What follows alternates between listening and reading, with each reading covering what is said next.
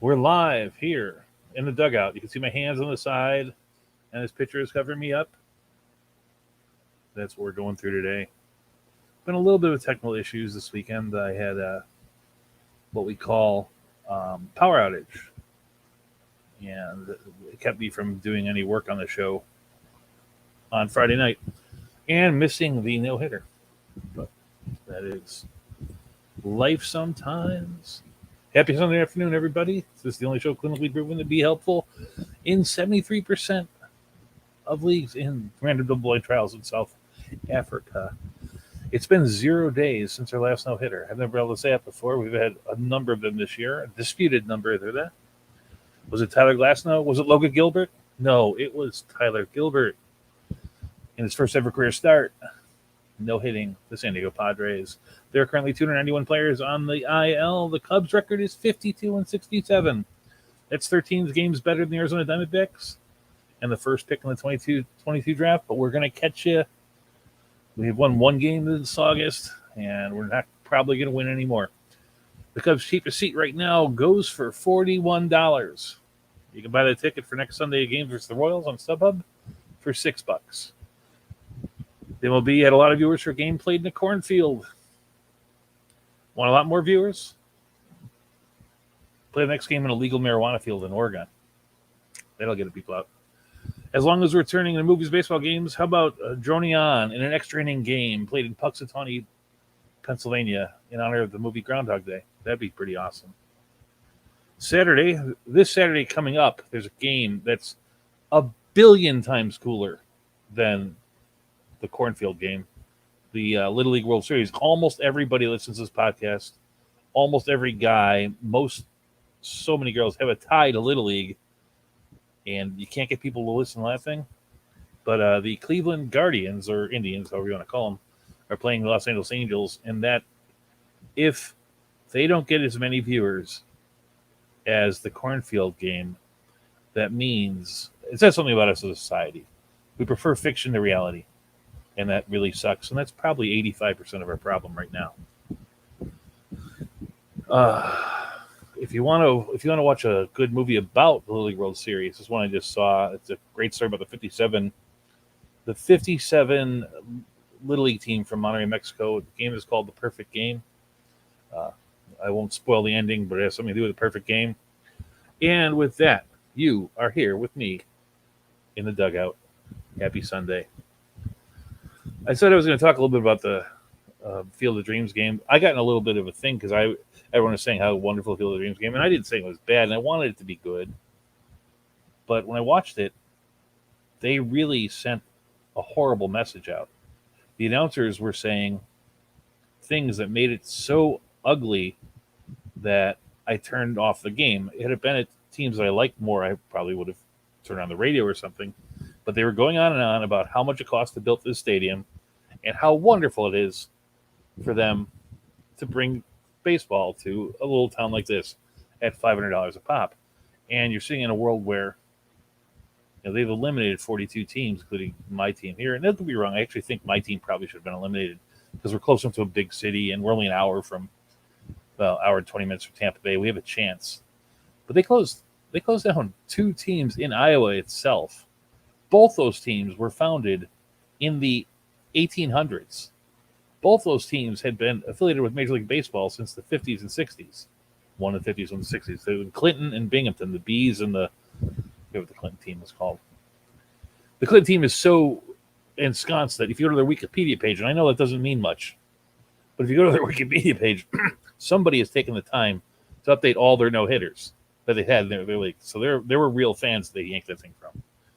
But that's what they do. As I said, this weekend, Little League World Series has their auto game. They've done it 3 years in a row. Didn't do it last year. This year, the Angels play the Indians.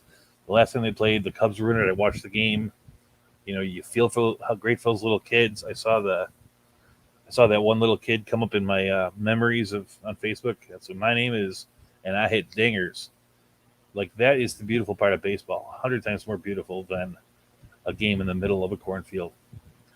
With that, I want to transition to the Cubs. I don't waste too much time beforehand. This whole thing is about waiver wire, and that's what I'm going to talk about. I see a couple people here. There's one there and one there. And we have a little bit of a problem in that the live feed is not on our home website, Lenny Melnick's Fantasy Sports. This thing about the Chicago thing, it's like I went out of my way on the trade deadline day to talk about how being a Cub fan over the last couple of years has been some of the greatest moments to be a Cub fan. But the unfortunate thing is the moments past this have been god awful, horrific. Probably been the worst time to ever be a Cub fan. I cut my teeth as a Cub fan on some of the worst teams in Cubs history. The Herman Franks years, the 70s, the year that Bobby Mercer led the team in home runs with 9, the year that we sent Steve Swisher to the All-Star game, who goes down as one of the worst players ever to play in an All-Star game. Yeah, we were horrible. And this team is worse. And that was the whole thing about, I've been harping on this team. I've been harping on Jock Peterson. And some people say rightly or wrongly. I think I'm 100% rightly. Matter of fact, it's fairly obvious. The whole thing started with people saying like Jock Peterson is basically Kyle Schwarber, which is the kind of crap that the management wanted you to believe in. No one who knows baseball thought that, but people said it all the time. And Jock Peterson is closer to a moldy sandwich than he is to Kyle Schwarber. It's been highly demonstrated. Before we had Jock Peterson, we won a World Series. Jock Peterson's on the team for just a couple of months, and now we can't win a game. That's what he does to your team. Nah, get off that. But here's the bright spot for the Cubs. And this was told me by some of the people from Wriggleyville Nation on different podcasts about Cubs sports fans. It's like literally this team is so bad that people aren't turning out. That's why I brought up the StubHub price earlier. It's been almost impossible to get a ticket for anything close to a reasonable price for a Cubs game for a long time. And the cheapest ticket is, and for god-awful, horrible seats at the top of the deck behind the plate, $41, and you can get those for $6. You can buy $200 tickets for $40, $50. It's a great chance to go to the game, and the problem is people aren't going. I know a little bit is COVID, but the truth is, people have gone out there on COVID all the time, but a big part of it is this team is horrible. And my worry was that this team would be so bad but no one would care, because most of the people that go to Cubs games aren't really baseball fans. They used to be, but not anymore. And I thought they would just show up for the party, but the truth is they'll show up for the party, just won't go inside the game. And then the way that the economics of baseball works, when you have tickets as expensive as the Cubs, this is what Wriggleyville guy said, is that you need to have a viable secondary market like StubHub, because nobody can go to 81 games a year, or almost nobody, I don't want to say, but most people buy season tickets, they plan on going to 40 or 50 games, and then they have to sell the other ones off rather than eat these $200 a seat tickets. And if they can't sell them, or they can only sell them for $40, they're going to lose some of that season ticket base, because these guys are not baseball fans. People that own tickets to the Cubs games. There are people that are fairly wealthy in the city of Chicago who, for a little while, it was the thing to do. So that makes me think that they're going to have to field something. And as they got rid of every good player, and this is one last thing about Jock Peterson, real quick, is that the people who they've picked up and played that they had on their team, and this was the other part, he's not as good as Kyle Schwarber, and I'd rather see them play, Nico Horner, Ian Happ, but even beyond that, imagine if they had played Rafael Ortega instead of Jock Peterson at the start of the year, we probably wouldn't have had to sell off. That's why it's Jock Peterson's fault. But there was Rafael Ortega, Patrick Wisdom.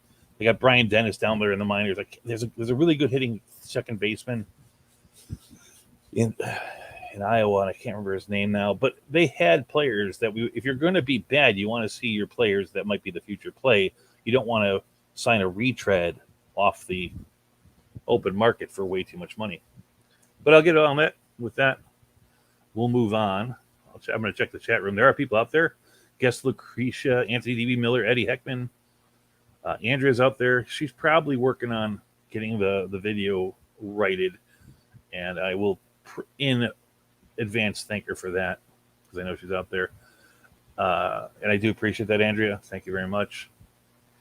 And we'll move on to let me do the order. We talk about waiver wire here. For the most part, we always try to start on a positive note. And what we start with is the players we've seen return this week. And this week we saw Boston's Chris Sale. That was a big one, huh? Evan Longoria in San Francisco. Don't forget that guy. Jack Flaherty in St. Louis. Kyle Schwarber in Boston. Luis Robert in Chicago on the south side. Jazz Chisholm. Yuli Gurriel returned, but then he left again. Alex Verdugo for the Boston Red Sox. Anthony DiScalfini for the Giants. Or Josh Hader for the Milwaukee team. Brady Singer from Kansas City. Daniel Hudson in San Diego to deepen their bullpen. Atlanta's catcher Travis D'Arnaud. Outfielder Andrew McCutchen of Pittsburgh. The Angels' first baseman Jared Walsh. Tampa Bay's Randy Arozarena. Corey Knebel. Rowan Wick and Josh Rojas. Rowan Wick is the Cubs guy. Probably, the Cubs are probably going to win 2 or 3 games between now and the end of the year. So I bet Rowan Wick gets at least one of those save chances. I heard today that Alberto Mondesi, this isn't in my notes, Alberto Mondesi has suffered a setback. I was tracking his play in minor leagues with the Storm Chasers, Omaha Storm Chasers, whatever they're called. And he wasn't playing very good. By that, I mean he was batting right around 100. But apparently he had a setback, and he's not going to come up. They said that it's not going to be the end of the year, but they said that they're not thinking out for the season, but what do you got nowadays anyway? People are out right now. Toronto, George Springer left the game last night in the 7th with ankle injury after running into a wall. Toronto's Corey Dickerson, who was scratched for that game, actually came in to fill in for the last inning, so he's probably better and probably starting today. Josh Harrison missed passing games with a quadriceps issue. Dylan Carlson was pulled Thursday with a wrist issue. He was out Friday and Saturday. Paul DeJong sat with a tight back, which might be a good thing. He really hasn't been playing very well. Justin Turner missed the past 5 games with a groin strain, but the word is he pitched hit, I think, last night, and the word is he's going to play today. Jesse Winker is out the past 2 days with back tightness. Jesse Winker is a pretty good player, pretty good ball player, but he does have an injury thing. So does Justin Turner, but he might be pretty equal comps. Those guys. What do we got here? All right, nothing there. Ramon Urias of Baltimore. He's missed the last 3 games at 5-7 with a leg injury. Pittsburgh's outfielder Anthony Alford missed the past 2 days with back spasms. And Tampa Bay, Yandy Diaz sat out Saturday with a thumb injury. On the actual IL, people gone for a good period of time. We lost this week. Michael Pineda of Minnesota to left mild oblique strain. Kyle Tucker of Houston to COVID protocols. Probably won't be that long. Julio Urias, the pitcher for the Dodgers, is out with a left calf contusion. Harold Ramirez, who's been the one dependable outfielder in Cleveland, is out with a right hamstring strain. I don't know why I'm mentioning this, but I did recommend him a couple weeks ago, and it was a good pick. Wade LeBlanc with a left elbow, missing injury St. Louis. Don't play Wade LeBlanc.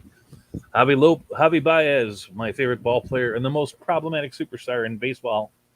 He's out with the Mets with back spasms on the IL.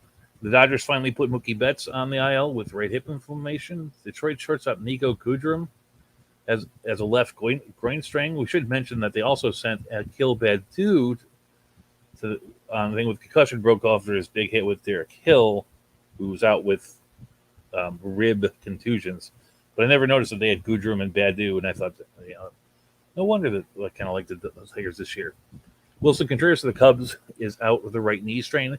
That was the other thing that they said about the Cubs, was that the fact that they kept their 2 longer contracts with not Hayward, but Contreras and Hendricks, means that they're actually thinking there's a future, which that's good. I think whatever, but let's get off the Cubs. Cole Calhoun's out with left hamstring strain. I love you, Cole, but I think I'm giving up on you for the year.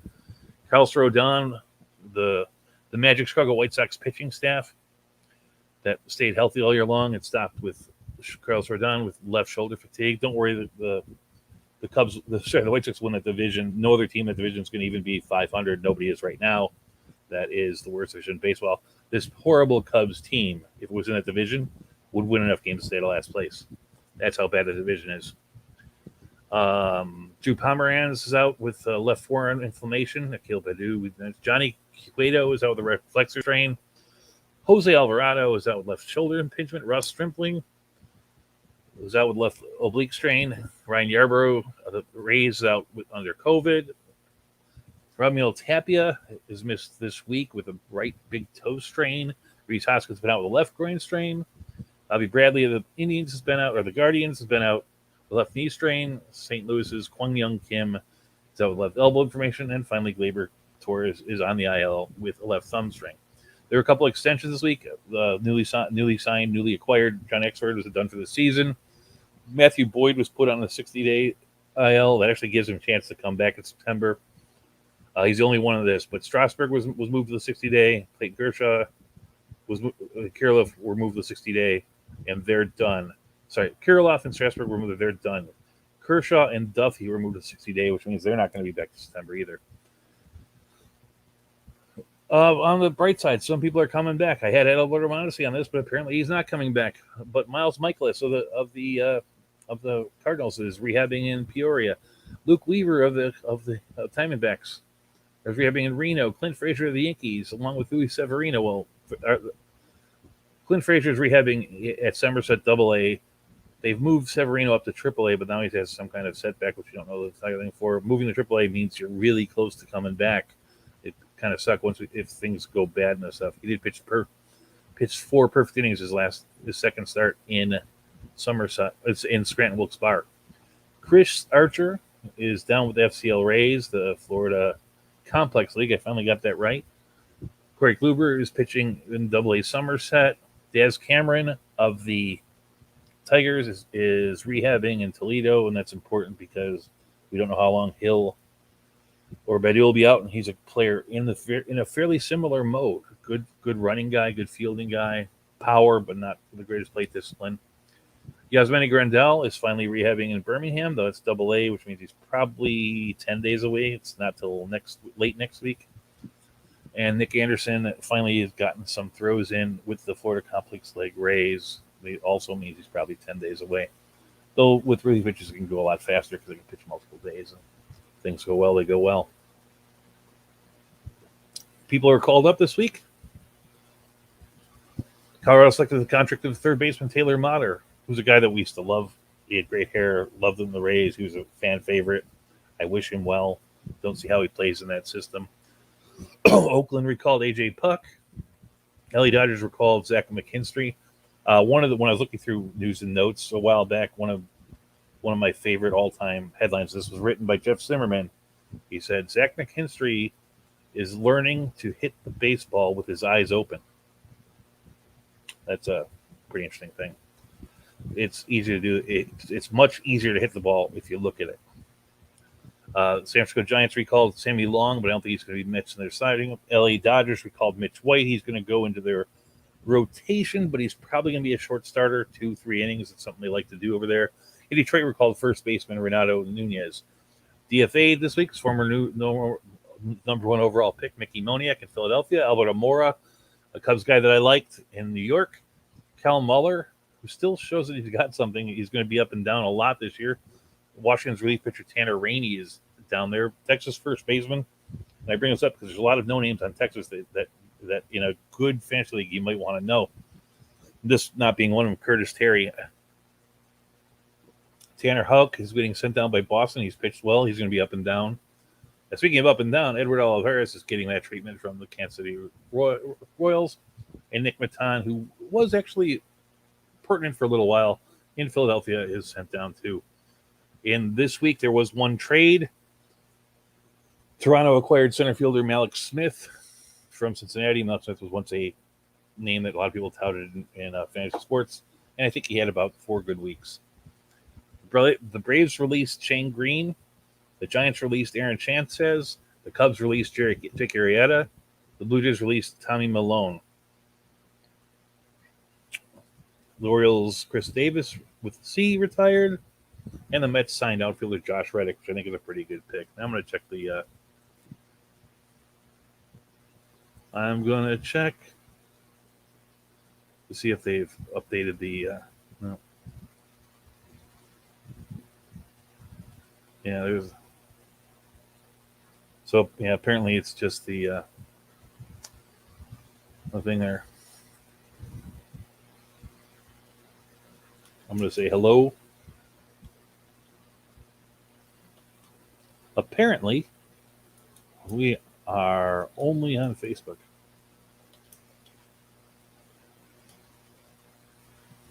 And with that, I come back and we say something really witty and smart, which I don't really have. before we go through all the action that's going on in the week, I do want to say as usually I go through and look through each team to see that there's things that they're changing, and some teams are just so screwed up that it's hard to really make any real long term picks on it. Most notably, the Cubs. Another team is what's the other team? The Rangers. They're you might find some things in there that are useful, but it's hard to give it a strong recommendation because you don't know how deeply they're picked in that spot. And the other one is the best record in baseball right now belongs to San Francisco Giants, and they have so many players that can play that they're actually over the last 2 days. It looks like they're actually swapping out 5 different players versus lefties and versus righties, and that's the worry about those guys. I actually I like lots of those guys. Love Brandon Belt, like Darren Ruff, like Brandon Crawford, like Tommy Costello, love Chris Bryant, but not everybody's going to play every day. And only the best will come to the pot, and that team is super deep, and that's why they're going to win the National League. And with that, I'll get to the pitchers. This week in starting pitchers is right here. I don't have much in the way of notes on these things. We're getting to the point where there's, we got what is it, 7 weeks left. Moves aren't going to make that big of a difference going through, but this is around the last time that you're going to get any kind of real difference. And you should look at your teams and say, if I could have 35 more strikeouts over the course of 7 weeks, 5 more than the teams I'm chasing, I can gain 4 points on strikeouts.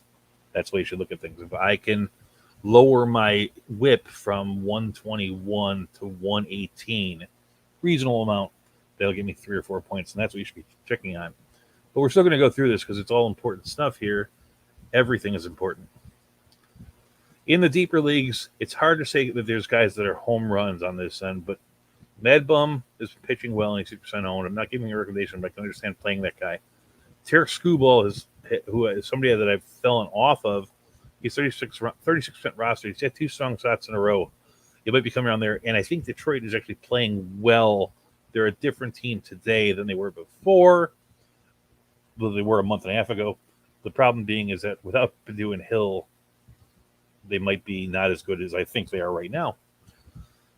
Daniel Lynch is 6% rostered, and he should be owned. He's a very good pitcher. He's going through a period where he's pitching against three. I think he's got Houston twice this week after pitching against the Yankees and pitching against the White Sox. And once he's through that, which he's done reasonably well at, he's going to show stuff versus the average to weaker teams. It's just been a rough spot for him, but he should be rostered. Patrick Sandoval, 46% run. We talked about him 3 weeks ago. He's one of those guys that's finding strikeouts and pitching reasonably well. And strikeouts are something that are in short supply. The 2 guys recommended last week are still 47 and 45% rostered. Elazier Hernandez is pitching today versus the Cubs. I bet you wish you listened to me last week. And Huascar Noah is pitching next week in a double start week versus, I think it's Minnesota and Miami, or LA Angels and Miami, something like that. It's 2 really nice starts to come. Oh, Baltimore and Miami, that's who it is. They're both on the road. In the deeper leagues, less here to really get super excited about. I promised to give you 3 names. I've not been that great at it. There's not guys that are going to change the world, but these are fill-in kind of things. Carlos Hernandez, you might not have heard of. Kansas City has pitched fairly well. He's got that strikeout thing. He's a converted reliever. He's struck out 21 people in 24 innings as a starter with a 3.33 ERA and a 1.07 WHIP. I probably would avoid pitching him in certain places, but whenever he's at home or versus a decent team, he's definitely sitting there. Louis Gill, or Jill, I guess his name is, which, but whenever I see that Gill spelled that way, I think it's Johnny Gill, who will rub you the right way. Louis Gill here might rub you the right way. He's let up 0 runs in 2 outings, and he's got a double start this week versus the Angels and Minnesota. And Minnesota's a shell of a team it once was. Chris Bubich has had a nice run. It's been 5 starts since he's let up more than 3 runs, 2-1 in most of those games. He's let up less than 3 runs in 8 of 12 starts this year. Finally starting to kind of figure it out. And Griffin Jacks of Minnesota has been a pleasant surprise, 6% rostered. That is, he's let up 6 runs in 20 innings. Considering he comes from nowhere. They're on our scrub pitcher watch. We were saying let's pick up a pitcher for $1. We had a pretty tough week this way. The four guys, the 2 guys that pitched well didn't pitch deep, and the 2 guys pitched poorly. We went 0-1 with a 5.68 ERA and a 1.37 WHIP. The one good thing was we had 21 strikeouts in 19 innings, which is bringing our totals up. Now realize that these guys all cost $1, and our yearly 6-week run. Right now we have 81 strikeouts, 3 wins, 6 losses, 0 saves, a 3.91 ERA, and a 1.20 WHIP. And these are all bargain basement guys. The guys we picked last week were Tanner Huck, Nestor Cortez, Willie Peralta, and Eric Fetty. And Houck and Peralta pitched okay, but they didn't pitch deep, and the other 2 were more questionable. I would say that this week was a bad week for us, but still overall it's a good process. This week I narrowed it down to a small group of these guys before we go through, and we're going to pick some guys that have double starts just because both starts are versus bad teams. To recap, we're going for teams that are playing Arizona, Seattle, Texas, Miami, Pittsburgh, Detroit versus lefties at home, Kansas City not at home versus righties, Cleveland, New York Mets especially at home, Colorado when they're away, Baltimore they're away, and versus right-handers. Atlanta is out of this. Their new outfield is making me let's stay away from that. Milwaukee also is a team that's out of this. St. Louis, I've moved down the rung a little bit, but they're still in the thing. Tampa Bay, I have a hard time going through. Chicago Cubs will be on this both for home and away games. The one thing you got to be aware of is that if they're playing a home game, there is a chance if the wind's blowing out that they'll lose the game 17-7, and your guy will have let up some runs. So it's away games, you're safe all along. On home games, if you have the capacity to watch the weather, that's going to come your thing. So, and Detroit, I might pull out of this grouping. So this week, these are the teams that are these guys are all 20%, 30% or less owned, and they're going through, and they're mostly double start guys. Vlad Gutierrez has been pretty good as a pitcher either way. I guess he's over percent rostered. He's about 20% rostered. He's got the game. He's playing versus Chicago, so he's got Chicago at home, and then he's going to Miami to pitch, and that's a guy that you should go for. Matter of fact, these are all 2-start guys except for Justin Steele, who pitched well in his one outing for Chicago. I can't really recommend any Chicago pitcher, but he does have one game at home versus Kansas City. Kansas City generally isn't at home, but he's not going to be in my highlighted picks for that reason. Touki Toussaint has one game this week at Miami. That's a good pickup for him. He can check out a good number of people. Reed Detmers, who came on with a bit of a splash, well, not splash, but hoopla and a thud. He's got one game versus Cleveland this week at Cleveland. I think that's a pretty good pickup. Griffin Jacks, we talked about. He's got Minnesota and Cleveland. Then you have Luis Gill, who's got the Angels in Minnesota. So we are going to recommend. We're going to recommend Vlad Gutierrez, Reed Detmers, Touki Toussaint, and Luis Gill this week. That's 6 games total. And we'll see how we turn out last week. But the point being is that a lot of pitchers look to be really good because they're playing bad teams. The good pitchers are the ones that play well versus good teams. And you'll see this all the time, especially with people who do what I'm doing right now, is they'll say, like, well, this guy's been, a 2.30 ERA. Matt Harvey went 3 games without letting up a run. He did play the Chicago White Sox in one of those 3 games. The other 2 games versus Baltimore and Detroit, who aren't very good teams. And once he went, he had 2 weeks in a row where he played the Yankees and the White Sox, I think it was. No, the second time he got lit up both games. So that's the point of this. But you can find some pretty good value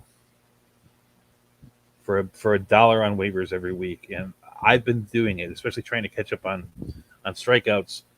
If there's a guy like Luis Gill, who's got 2 good matchups, who's got strikeout credentials, if you get him through 2 games, you might get 11 strikeouts. And that's more than most of these guys will get in one game. And as I said with the ERA, you're not expecting your ERA to go down or up a whole lot. Odds are good you can't move your ERA.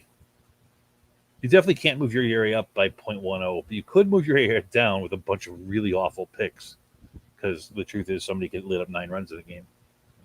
But even if you were to put Luis Gill in and he let up 4 runs in 5 innings, it wouldn't hurt you. Take the strikeouts. That's what I was telling you about 391. Let's move on to the closer report. I'll take a quick look into the chat room. And unfortunately, we're not being broadcast on that thing, so life is life. Closer report. Same thing here. The closer thing. After the shakeout from the relief pitchers. From the trading deadline, we had a lot of changes, and there's much less changes now. There's a few things out there, but we'll go through it anyway, and we'll hit the safe ones real fast. Matt Barnes, he took a loss on Sunday, but he's safe there. Adam Montevino gets some saves in relief of him. Mark Melanson has only got 1 save this week. That was his one chance. The Padres did have a bad week. Pomeranz was hurt. There's not a lot worry behind them. Ryan Presley in Houston, he got the only save on Friday. They did pick up Graveman and Emi Garcia, but they're just setup men and good ones at that, which probably helps out the number of saves. Josh Hader, who last week with Milwaukee was in the injury thing, returns, and things should be back to normal. The rest of them return to being just good setup men. In with the Los Angeles Angels, Raisel Iglesias is golden. He converted his only chance. He's got 25 on the year. In Oakland, Louis Trevino picked up a save and a win this week. Has a 181 ERA on the year and 19 saves. To Diekman's 8. Alex Reyes is the guy in St. Louis. He did 2 saves this week.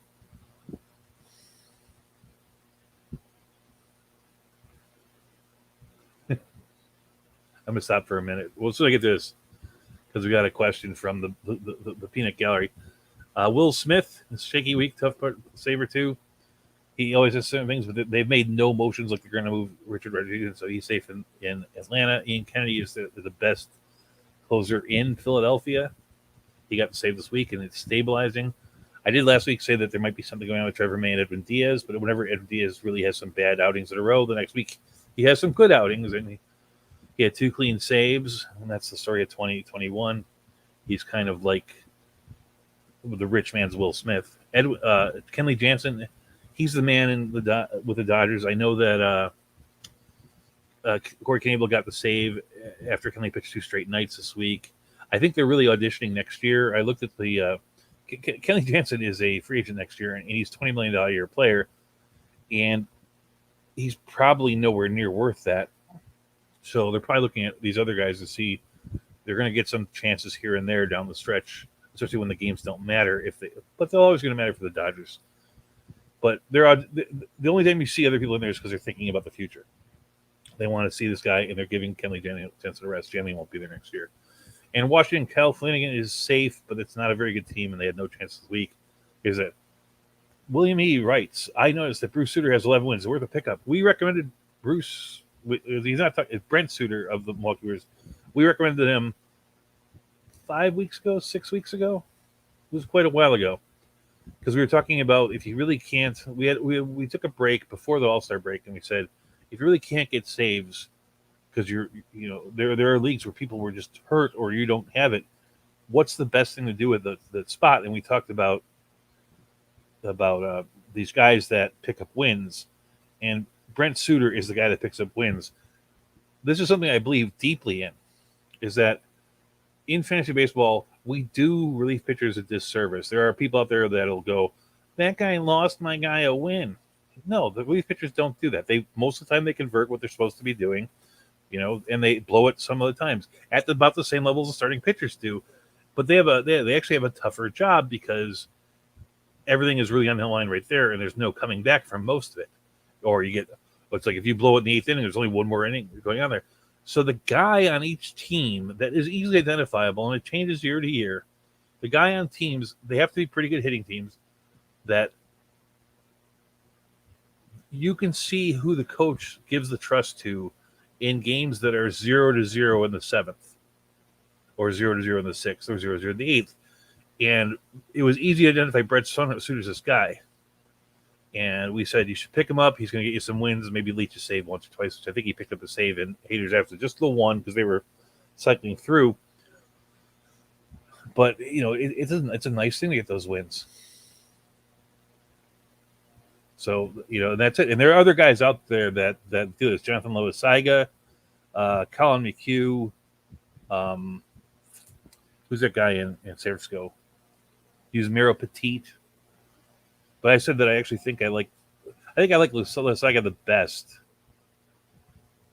because of the situation. And then Brent Suter was number 2. I like what Colin McHugh can do, but they screw around with their team a lot, and they actually have pitch him as an opener sometimes.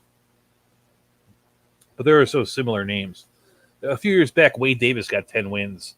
And the reason he got 10 wins is because he was lights out awesome. It wasn't like some fluke. Oh, he walked into this thing. No, it's like if you were the manager of that team and the game was close and there was a chance you could win it, you would have to be stupid not to put Wade Davis in. And he picked up some wins. He also didn't win a lot of them because that's what happens. You win games and you lose games. Anyway, back to also in safe, the 2 safe guys that I don't really care that much for are the Arizona and Colorado situation.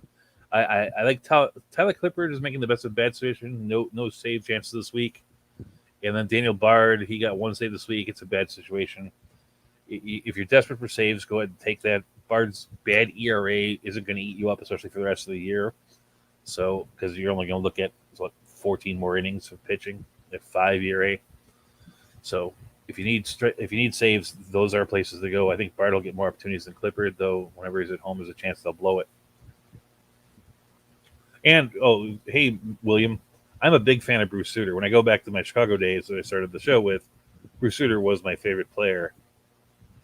And that was a weird thing because they were so bad that when you're kids and you get together and you pretend to be a player, everybody wanted to pretend to be a relief pitcher. Probably the only time that ever happened. Newly minted safe players are Jordan Romano. Brad Hand of the trade has pitched himself out of that closing requirement. Now, there's a chance they might bring him back somewhere down the line when he shows a little bit of confidence, but because he's a left-hander, he'll probably just work his way into high-leverage lefty situations, which is probably better for the team as a whole anyway. Romano is their closer. Alex Conley in Minnesota for as long as Taylor Rogers is out. It does seem, as Andrea pointed out, that that as long as he's the guy who's anointed the closer, he pitches well. Otherwise, he doesn't. In New York, with the injury to Aroldis Chapman, they did a lot of things. New York, on Monday, almost everybody you think might pitched and include a save. They have Jonathan Loisaga, Chad Green, Nick Britton, Albert Abreu actually got the save yesterday. Aroldis Chapman's come back. He's going to take this that way. I think Loisaga and Green pitch well enough. And I actually like the talent of Albert Abreu. But to be useful in that sort of, even if you don't get the save, what Jonathan Loisaga brings to the table is worth it. The committees. Chicago White Sox now has a committee, which basically the White Sox have made a trade to ruin both their closers because Liam Hendricks is less valuable today than he was before the trade, and so is Craig Kimbrell. Yay, White Sox. That is a team that's poorly run. I got into a little bit on the show about how bad Tony Russa is, but when you look at this, Tony Russa called out one of their players, Yerman Mercedes, who's done a phenomenal year on May 17th. Go look up what his stats are before that and after. So when I say they would have been better off with some other coach, they would have, because they would have a productive Yerman Mercedes who was ruined by him. And the other one is the thing about him not knowing the rules of the game, forcing Liam Hendricks to run for a player because they didn't know that in that 10th inning thing you could bypass pitcher and put the ace guy up there. Liam Hendricks, here's a trivia question for you, has been on base how many times in his career? The answer is that one time. That's it. In 5 years, he's only run one time. So he probably did throw off his routine as a closer, costing them a loss. That's how bad the guy is. Anyway, facts don't matter to people. We wanted to go see a movie about Field of Dreams. I want to have a catch. Anyway, in San Francisco, their committee has been pretty stable. Jake me 2/3 of the time. Tyler Rogers 1/3 time, but this week Zach Littell got a save, and I think it's a second save because he got a one pitch save, or not a one pitch, a one batter save last week. Zach Littell is part of that committee, and people are telling you that he's available widely across numerous things. He should be picked up. I think he can really eat into Tyler Rogers as being the righty guy of this stuff. So there's one guy that in Baltimore you have Cole Sulzer and Paul Fried. They have no chances. Bad team. At least there's no blown saves this week. Detroit. Gregory Soto is the guy that you want to own the most. Michael Fulmer is going to get some saves. So is Joel Cisnero. The saves are starting to come because they're playing better. This week, Soto had 2. Fulmer had 1. If you were afraid, if you were hesitant to pick a closer off Detroit because you were thinking Detroit doesn't get many saves, they're going to get more saves in the second half. They're going to be one of the teams that has a better second half than a first half, and move from a bad team to a mediocre team, which is something in baseball. If the Cubs were mediocre, the people would still be partying in Wrigley Field. Cleveland has the same committee they had all year. Some go to Class A, some go to Karinchak. Karinchak blew the only chance they had this week. It's also not a very good team, but they're both good pitchers. In Seattle, with Paul Seawold out on paternity leave, they gave a save last night to Streckenrider. Diego Castillo's there. Paul Seawold is still the guy you want. Though Streckenrider did get 2 wins, he might be falling into that category of that guy that gets the ball in the tied games. In Texas, Joe Barlow looks like he's a saver this week, as Pratt looked like he was saved last week. Joe Barlow did convert his 1 save, so he's tied now for the team lead in saves with 1, with the other three players who also have 1. I think Patton blew his 1 chance. I don't think Barlow has a long leash. I think Josh Sborz is going to get another try, and I think Josh Sborz will have the most saves in Texas from now to the end of the year, and I'm talking like 3 or 4. Andrew Kittredge in Tampa Bay. You have Andrew Kittredge, Colin Mayhew, and Nick Anderson. No chance this week. Nobody really knows. They traded away their guy. They have some good pitchers. Kittredge is probably the short-term guy. I think that when Anderson comes back, Anderson will be the guy there, and he's the guy I think will have the most saves from now until the end of the year for them. Cincinnati is a team that is demonstrating that they, even when they have somebody that pitches well, they just want to be a committee. I don't know why they want to be a committee, but they do. They brought Lucas Sims back from his injury. I thought he might have a bigger play in the thing. He had a 1 bad outing. He blew a save this week. The best pitcher on that team, and if you're going to go with one guy on the team, and if you need to go with the Reds closer, there's a saying we have in the South, which is "bless your heart." But the one guy is Michael Lorenzen. At least you can say he's a good pitcher. But I don't think he'll get the most saves on the way out because I doubt their capacity to understand that. Let me put this away. Thanks for the. In Pittsburgh, so I'm recommending nobody on that team. But if you're going to get one, it's Michael Lorenzen, and he's the same sort of thing as the other guys. He will do enough good stuff for you to make it worthwhile using up that spot, provided you can't find somebody with saves, which I think he can. I would take Littell over him, for instance. In Miami, you have Dylan Floro and Anthony Bender. It looked like Floro was taking the job. Bender got the save after Floro blew 1 this week. I actually, in a league where we do saves and holds, I have both the guys, and it's working out wonderfully. If you can do that, more power to you. But if I were picking one, I would still pick Floro, though there's going to be a split there. There's no doubt. In Pittsburgh, David Bednar looks like a guy that could be a closer. They have no chances this week, few chances overall. Stratton is the fallback guy there, but I don't really care. I can understand rostering Bednar and watching Stratton, but at the same time, you would get more saves picking up Daniel Bard. In Chicago, Rowan Wick is probably the guy you want, even though it's Cody Oyer and Manuel Rodriguez. Rowan Wick is the only guy that has shown over a decent period of time that he can pitch and pitch well in high leverage situations. The problem with the Cubs is they're not going to have any more high leverage situations beyond the 3rd inning for the rest of the year because they're going to take over that number 1 pick. They're only 13 games back. And with that, you have that's every team's there. So the recommendations there are pretty simple. In shallow leagues like Yahoo, Cal Finnegan is 40% owned. I think you should gamble on Zach Littell. Tyler Clipper is 15% owned, and then you could pick one out of Floro and Bednar, and I don't care which one you pick. They're going to probably turn out about the same the rest of the way. What you're saying, they got 7 weeks, they're probably going to have like 10 saves, maybe 11, so maybe 6 to one, 5 to the other. That's the way that's going to play out, but a save is a save.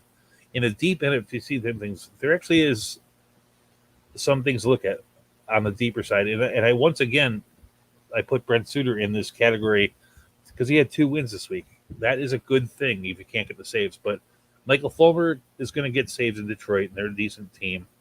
He's 20% rostered. He's the number one and the only guy that's for sure in the grouping. Adam Ottavino, 46% rostered. He's probably going to get 3 more saves throughout the year. Zach Littell is 0% owned. He's had 2 days last 10. I wrote Cubs Manuel Rodriguez, but don't believe that. It's Rowan Wick. You make notes. Some of them you don't update. That's the guy I want to talk about. The 2 other guys are Drew Steckenrider and Michael Lorenzen, who as relievers might do some good for you, and they'll pick up a lead save here or there. They're all available and that sort of thing. Which brings us to our position players, and I'm pretty far behind. I'm going to take a quick look at here. Yep. I lose everybody, but you can. This will be posted on Spreaker into wherever you download podcasts within by 2:30, 2:45 today. I try to get it in there for the people that listen to this, and I get emails, and I probably should do this right in the middle. My email is urbanbaboon@gmail.com. My Twitter is @urbanbaboon. You email me stuff. The crazy thing is I do get emails, and the crazy thing is that most people say, don't tell anybody I listen to your show. And I don't want to listen. I don't want to tell anyone else I listen to your show.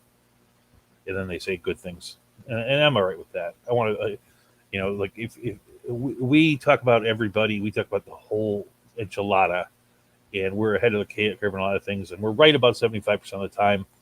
I know everyone else. I'm not good at taking victory laps, but if the people who listen to me and then listen to the other shows will tell you that I'm usually about 7 to 10 days ahead of everybody else. But it's only because I'm giving you the big picture. I want to be everything you need to know to listen to a sports thing. Am I good at it? I think I'm an average broadcaster. I'm getting better every time. I'm a good researcher. So, but welcome. We're glad to have you. If you want to just email me stuff, that's fine. And the people who say I'm helping you win the league, you live for that sort of thing. It makes the broadcast that I know I only have about 24 people listen to this worthwhile, that I can make a difference in 8 or 9 of those people's lives. So I'll take a moment and say thank you. And those are my email addresses. Getting to the outfield. There's actually a lot more available nowadays than you think of because it's such a shakeup on teams. People have been playing well. Some of these guys I've talked about in the past, and I'll talk about them again. Let's see what we have going on in the outfield. Here's the notes in the outfield. In Los Angeles with the Angels, Justin Upton hasn't been playing the outfield at all. Hasn't been playing at all in favor of Marshadell, with Adam Eaton playing more than him. Lagar is getting something. So I think the Upton days are over because the Angels are realizing that this is not their year, and it's better to play Marsh and Adell and see what you got, which is what I was talking about. With Jack Peterson, if you're not going to play, see what you got. And Adam Eaton is young enough that he can be brought back next year relatively cheaply. So we have done that. Houston, Jake Myers has replaced Kyle Tucker in the outfield. Tucker's out with COVID protocols. I think that is it's a short-term thing. So even though Myers had a pretty nice game, he's not really worth looking at. In Oakland, Ramon Laureano is out for the year with a suspension. And now Harrison is injured.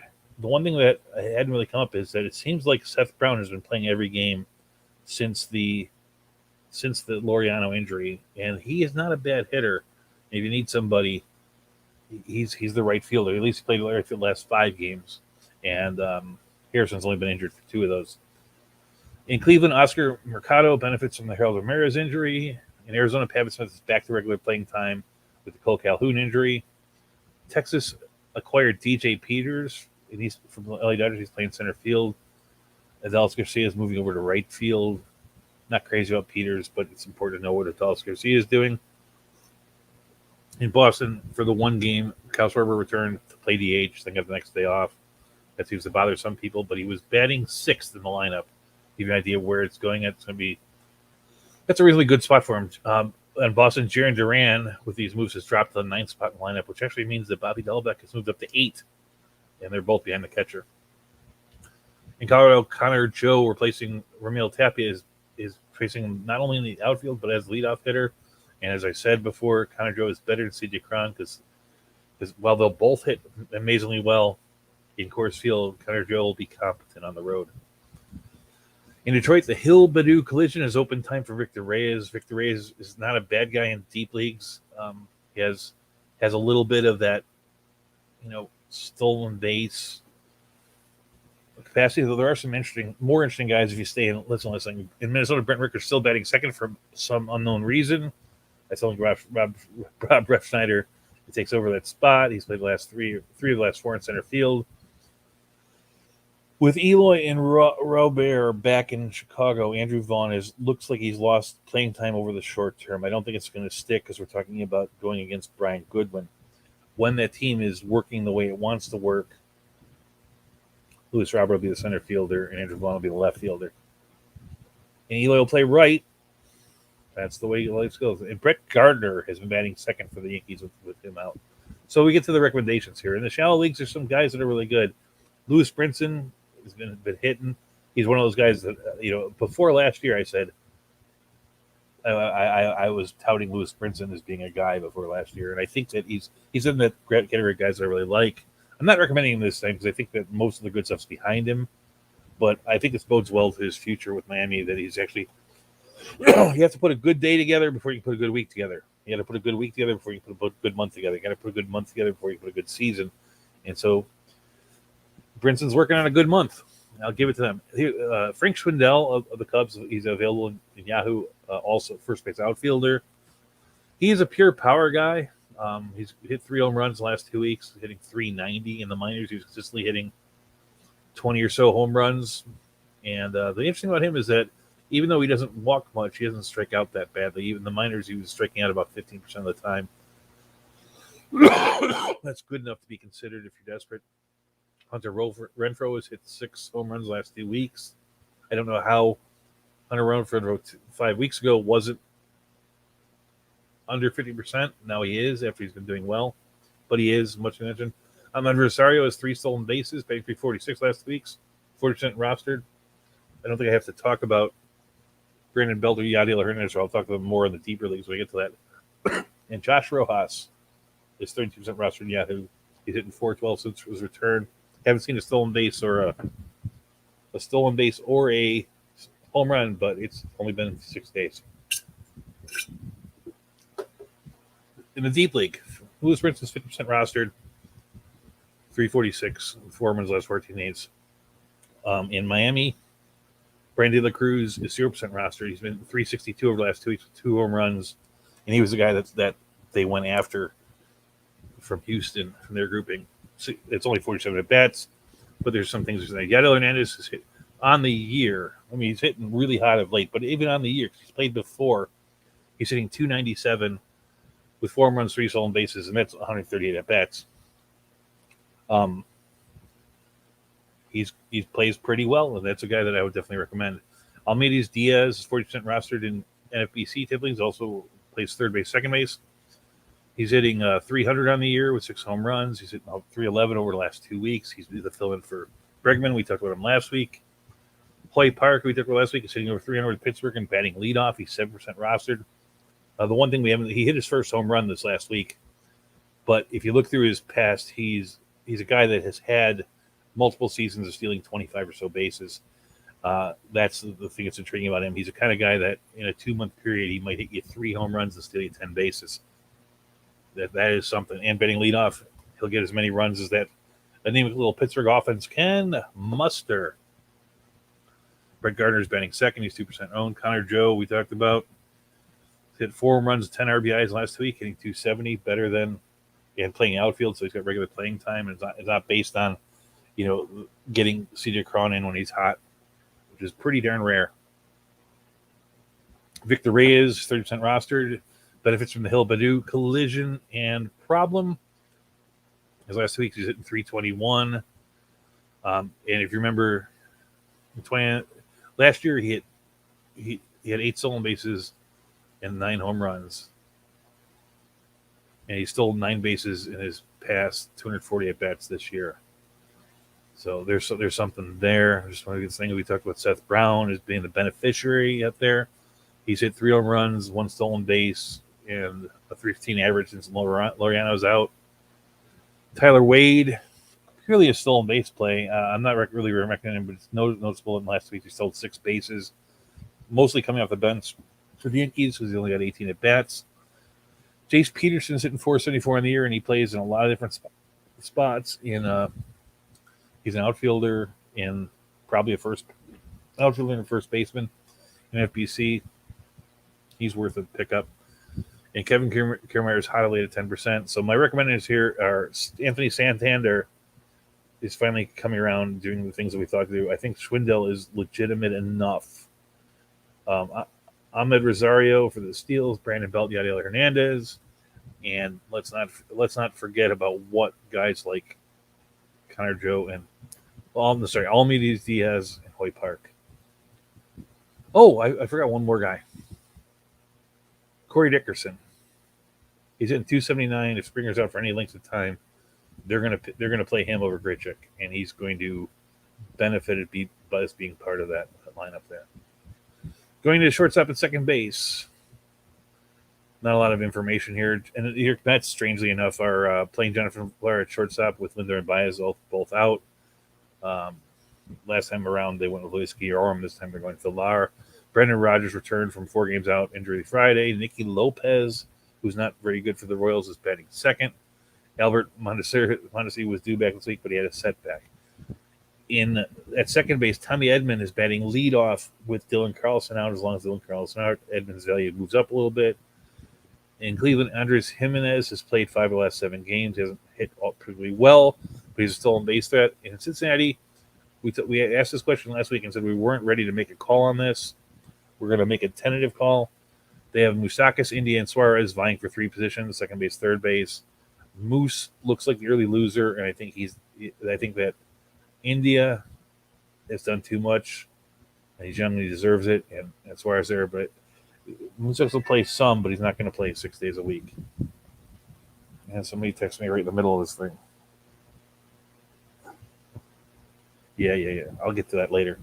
We're gonna have some fun here.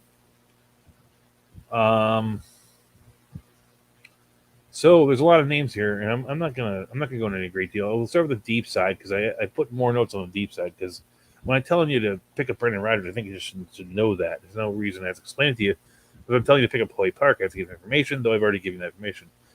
At shortstop, in the deep leagues, Nick Hadmed. These are tougher spots in the deep leagues. There's only 1 or 2 guys that I think are really good. Nick Ahmed is playing and batting 283. If you're in the kind of league where playing matters, he's definitely a pickup. Kevin Newman, who I'm not recommending, has hit over last week's 333, which is who we thought he was sort of going into this year, and he didn't play that well. Tyler Wade with the stolen bases can play short. Edmund Sosa should be looked at with DeYoung hurting. He does have 3 home runs and 3 stolen bases on the year. And, well, they probably are thinking they're still in the competition. Once they fall the competition, they're probably going to let Sosa play. At second base, Almides Diaz is the guy that should be rostered. He's 40% owned, and he's as long as Bregman's out, he's a player. And even when Bregman comes back, he plays so many positions that he'll get enough time that it's not a wasted fab pickup. Though Bregman is nearing return. By that I mean I don't know when it's going to be, but it can't be more than a month. Hoy Park is available, 7% run. He plays outfield as long as second base. Tyler Wade for the Steels. Jace Peterson, who's done what he's done enough to shove Castanera to the minors. 2 guys that we talked about last week: Tommy Estella at 37, Eddie Ibanez at 5. I still like Ibanez well enough in Texas, but he has had a bad week, so that's something to watch. Here's a name for you: Yanni Hernandez. 2% owned. It's part of that Texas revamping thing. In the minors, the last 5 years, he stole 32 stolen bases, 17, 46, 33, and 21 so far this year. And even though he probably doesn't project any more than a 250 hitter, he's been able to manage a 15% plus walk rate almost every year that he was in the minors. So you're looking at a kind of guy that can have that 100 points of separation. So if he can hit 250 in the majors, and get on base 10% of the time on walks, you're looking at like a 345, 350 on base percentage, which is perfectly viable to be a decent player, and I'll give him the opportunity to steal bases. Very cheap way of getting stolen bases, and you'll hear people talk about him in 2 weeks. On your other shows, in the shallow leagues, there's actually some decent choices. Josh Ross is 30% roamed. Carter Kieboom looks like he's figuring it out a little bit. Don Solano at 10%. Abraham Toro is, sorry, I should go with the guys I really recommend. Abraham Toro, Brendan Rodgers, Colin Moran.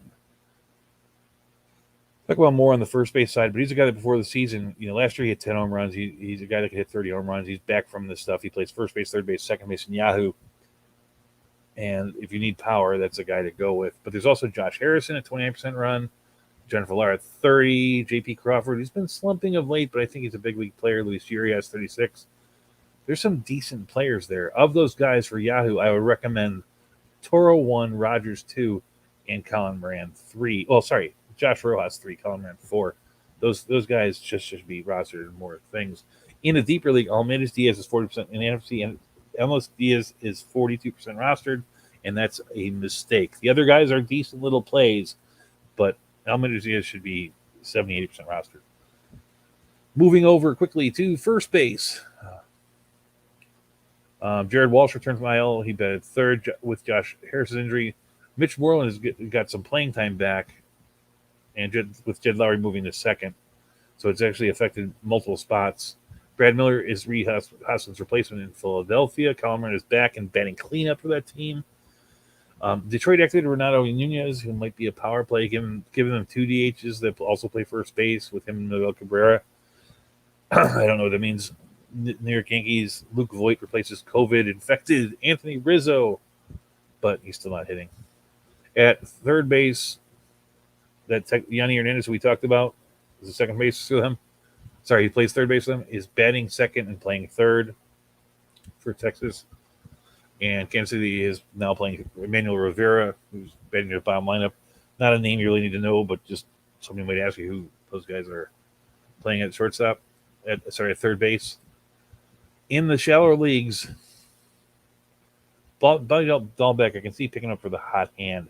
He's not that great of a player, but last year he got really, really hot, and he's hit 407 the last 2 weeks, and maybe he'll stay hot for another week. So a 1 week pickup, it makes total sense, especially if you're waiting for somebody to come back from the injured list. He's not far away. Brandon Belt's 40% run. We've already talked about all these other guys. Roddy Tellez at 12, Colin Moran at 10, Andrew Vaughn at 37, Connor Joe at 7. So who am I recommending? I'm recommending the same guys I always recommend. I'm recommending Brandon Belt, Rowdy Tellez, and Colin Moran. Colin Moran moves ahead of Vaughn because I'm just a little nervous about that playing time thing. I think it's going to right itself, but I could be wrong on that. At third base in the shallower leagues, the name that jumps into this is Evan Longoria, who is hitting the snot off the ball. He's fell to 19% rostered because I guess people put him on their IL and then wound up having worse IL guys. He's a guy that definitely should be picked up. I think when everything plays itself out, I think that Longoria, Crawford, and Bryant are the 3 guys that will play all the time in San Francisco. The next guy up is Posey, but no one's talking about catchers. The other guys are going to scramble. But Belt to be good enough. Abraham Toro is only 4% rostered. He's definitely worth picking up in that thing. And J.D. Davis of the Mets. I'm loath to recommend him if he's 30% rostered. Heimer Kaler, we talked about before, he's 27% rostered. He's at 2 home runs in the last 2 weeks, a 341 batting average, OPS north of 1,000. He's actually a viable player, and he's always closed well in seasons. So in that side, on the shallower leagues, I guess my recommendations are going to be Evan Longoria 1, Heimer Candelaria 2, and Colin Moran 3. In the deeper leagues, NFBC-wise, we're going to talk about Carter Kieboom again. He's at 50% owned, so he's out of our range, but he might be low in your league, and he might be worth going at. Almeida Diaz is the guy we keep saying a mistake to not have on a team. The other guys, the next best guy is Asdrubal Cabrera at third base. There's also Andy Ibanez, Tyler Wade, we talked about. Matt Duffy, who's got the playing time in with the Cubs. But Kieboom, Diaz, and Cabrera are the 3 recommendations at third base for NFBC. At first base, you have Frank Schwindel, who's hit 306 with 4 home runs. He's only walked 3 times in 62 at-bats. but he's also one of those guys that maintained, a decent walk rate and 20% home runs. That's actually wrong. His walk rate wasn't that great, but it's a 15% strikeout rate. He's actually not that much of a strikeout guy, and that's odd for a guy that has potential for 30 home run power. So he's 0% rostered in NFBC. You wouldn't feel good about rostering him, but the truth is he's worth rostering. Connor Joe is 10%. Seth Brown is 20%. 3 home runs and a stolen base since Lorano's gone. After Cabrera, over the course of the season, he's hitting 250 with 7 home runs. He's playing more in that thing. Colin Moran. I wrote Colin Brown for some reason. This thing. He hit 10 home runs last year, which put him on a 30 home run pace. What he's done this year is he sacrificed a little bit of batting average for a little less home runs. So his batting average, like I thought he was going to come in the season, hit 250 to 260 with 30 home runs. Right at about 30. Not well over it. But I think that based on what he's doing, he's going to wind up with like a 24 home run pace, which really only means he's going to hit about 7 home runs the rest of the way, but still 7 decent home runs. But his batting average is going to be above league average, probably in the 270 to 280 range. I still like Mitch Moreland. He's at 353 for the last 2 weeks with 3 home runs, but the A's are screwing with him, and he's untrustworthy for reasons that are beyond his control. And then that Lamont Wade, Darren Ruff thing at first base. I'm going to pick Belt of the bunch, but there's things I like about all of them, and I like him in the order of Belt, Ruff, Wade. San Francisco likes him in order of Belt, Wade, Ruff. So that's the recommendations there. And we're at catchers, which is really the end of the line for us. And we're at the hour. That's not too bad. I don't like talking about catchers much because they're not that worthwhile. The only guy in deep leagues that's worth even talking about is Williams Astudillo. He's 40% rostered. None of the other guys. The only other thing to look at would be you would look at some of the Colorado catchers when they're playing games at home on a weekly basis. In the deeper leagues, Austin Nola is back from injury, hitting 448 since return, only 40% rostered. Carson Kelly, who's been good until recently, has been dropped down to 20% rostering. He's somebody that you should definitely keep an eye on, and if you're desperate, pick him up. Mitch Garver at 35%. Michael Zunino hit 2 home runs. Hit 4 home runs last 2 weeks. He's back on a home run hitting thing. Only 37% rostered. The recommendations there are Nola and Zunino and Garver, but Nola and Zunino. I got a couple of notes here. Max Stassi has batted cleanup the past 2 nights. Travis d'Arnaud is back with the Atlanta, batting 7th behind the lineup. Miami's Alex Jackson is starting at catcher, batting. He's 6 of the past 7 games, so they're serious about him playing catcher. And Texas, the DH is Yoel Pozo, who's catcher eligible on FBC, not on Yahoo. But he's batting 8th, just so if you're really desperate in a 2-catcher league, that's the guy to go. So that's it. So we'll talk about the 10 guys that I want you to remember we talked about. We talked about Daniel Lynch, Elias Hernandez, Almeida Diaz, Yadiel Hernandez, Colin Moran. I'm going to count Brendan Rodgers and Brandon Belt. We talked about him so much that I'm sticking with those guys. They're number 6. Anthony Santander. We talked a little bit about Yanni Hernandez, Seth Brown, and Zach Lytle picking up saves in Oakland. Lenny is on Monday at 9 a.m. live active chat room, much better than what I do. This thing will be on, most people who listen to my show listen to it via podcast. I'm okay with that. But I broadcast live because you want to see my pretty face. Just kidding. And it's because strangely enough, the live video feed is so important to business that the modulation of the sound is better on the video, and that's why I'm sticking with it, even though I'm posting up the thing as an audio. Andrea's on Sunday morning with Lenny at 9 a.m. She also has her show at 1:30 on Sunday. I wish I could say the exact same time. It's a good show. And George is on today at 6:30. I don't know if I'll be able to make it tonight because I have a family obligation. The National League leader in wins is Julio Urias. Calendrick's tied with 13. Who knows if Kyle Rogers will ever win another game, though. And the other leader in wins is Chris Bassett. I erroneously reported last week that Brent Suter was among the leaders in the American League in wins. And it turns out Milwaukee is in the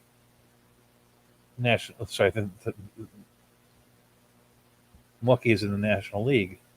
I grew up, Milwaukee was the team I rooted for in the American League, and last week I was battling the disease of the year. So give me a little bit of a break there. We did talk about Brett Sudo again last week when I did bring him up in this thing. The batting average leader in the American League and for all of baseball is Michael Brantley of the Houston Astros. But you know who's leading the National League in hitting right now? San Diego Padres, second baseman, Adam Frazier. That's kind of new. And with that, I'm going to sign out. But at first, this is just indulge me for a minute. I'm going to throw this at the end. Back at when we did the show 3 years ago, I used to write little parody songs, little parody poems. And I wrote a poem, and I'm going to read this thing because I got to watch this horrible Cubs team. And I looked at their lineup, and I said, this is the team that people wrote stories about. They were the monsters of Midway. They were awesome for a while. I mean, we're talking a long time ago, 100 years ago. And the recent team has been pretty good. But they actually wrote this poem called Baseball Sad Lexicon, and you may not know it by name, but if I told you that the first words are, these are the saddest of all possible words, from Tigger to Evers, the chance if you're a baseball fan, you've heard it. So I rewrote Baseball Sad Lexicon for 2020, and it goes like this. These are the saddest of all possible words, from Romine to Alcantara to Schwindel. Bye-byes, bye Rios, hello to these turds.